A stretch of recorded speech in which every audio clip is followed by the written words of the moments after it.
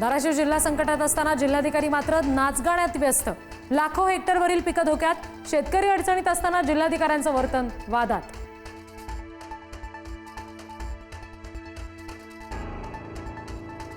मुख्यमंत्री देवेंद्र फडणवीस पंतप्रधान मोदींना भेटणार। केंद्र सरकारने ओला दुष्काळग्रस्त भागाला तातडीने मदत करण्याची मागणी करणार।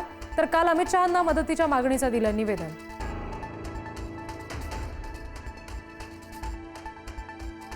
शरद पवार यांचा अतिवृष्टीग्रस्त भागाचा दौरा तुर्तास स्थगित। पंचनामे आणि सरकारी कामात अडथळे येऊ नयेत म्हणून दौरा स्थगित। सोलापूर आणि धाराशिव जिल्ह्यात पवार करणार होते पाहणी। माजी आरोग्यमंत्री तानाजी सावंत यांच्या सोलापूरच्या वाकाव गावात पूरस्थिती गंभीर। गावकऱ्यांना पाणी वगळता अजूनही कोणती मदत नाही। तर सीना नदीला आलेल्या पुरामुळे विजापूर सोलापूर महामार्ग 3 दिवसापासून पाण्याखाली।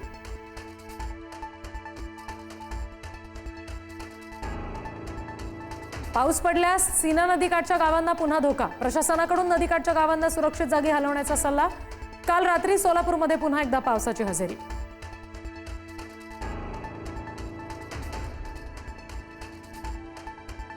गोदावरीच्या पुरांना नांदेडमध्ये हाहाकार। हजारो हेक्टर जमीन 4 दिवसांपासून पाण्यात। शेतांमध्ये पाणी साचल्यामुळे पिकं सडली। शेतशिवारात स्मशान शांतता।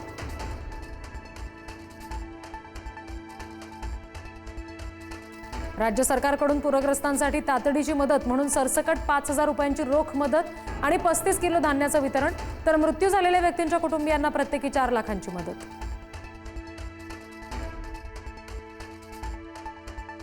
मराठवाड्यात पावसाचे 86 बळी। जूनपासून आतापर्यंत 86 जणांचा मृत्यू। तर 1,500 पेक्षा अधिक जनावरं दगावली।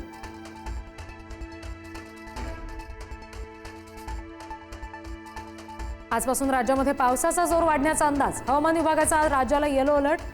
मराठवाडा विदर्भासह कोकण किनारपट्टीत मुसळधार पावसाचा इशारा।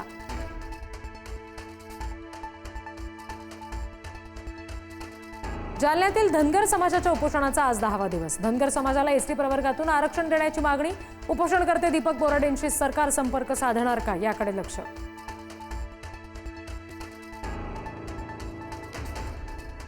स्थानिक स्वराज्य संस्थांच्या निवडणुकीच्या प्रभाग रचनेमध्ये हस्तक्षेप करण्यास सर्वोच्च न्यायालयाचा नकार। निवडणूक प्रक्रिया पूर्ण झाल्यावर प्रकरणावर सुनावणी घेणार सर्वोच्च न्यायालयाचं स्पष्टीकरण।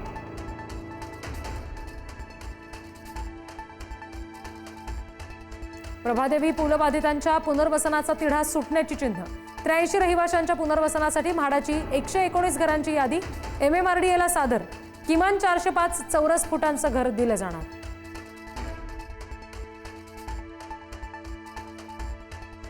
राज्यातील अंगणवाडी सेविका आणि मदतनीसांना सरकार देणार भाऊबीजेची भेट। 2,000 रुपयांची दिवाळी भेट जाहीर। दिवाळीपूर्वीच मिळणार 2,000ची भेट।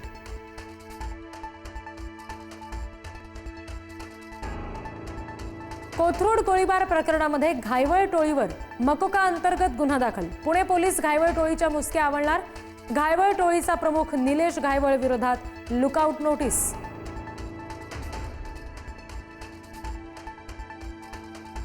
लडाखमधल्या हिंसाचारानंतर सोनम वांगचुक सीबीआयच्या रडारवर। एनजीओची चौकशी सुरू।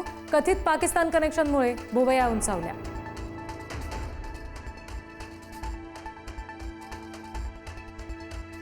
भारतीय हवाई दलाची 6 दशकं सेवा करणाऱ्या MiG-21 फायटर जेट्सची अखेरची भरारी।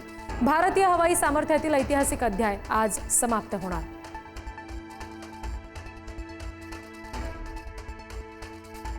ट्रम्प प्रशासन आता ब्रँडेड आणि पेटंट औषधांवर 100% टॅरिफ आकारणार। 1 ऑक्टोबरपासून अमेरिकेमध्ये ब्रँडेड औषधांवर 100% टॅरिफ। भारतातून निर्यात होणाऱ्या औषधांना सुद्धा आता फटका बसणार।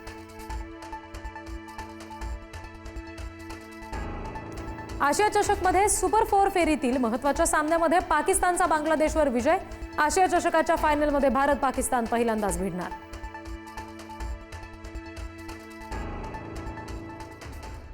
Thank you.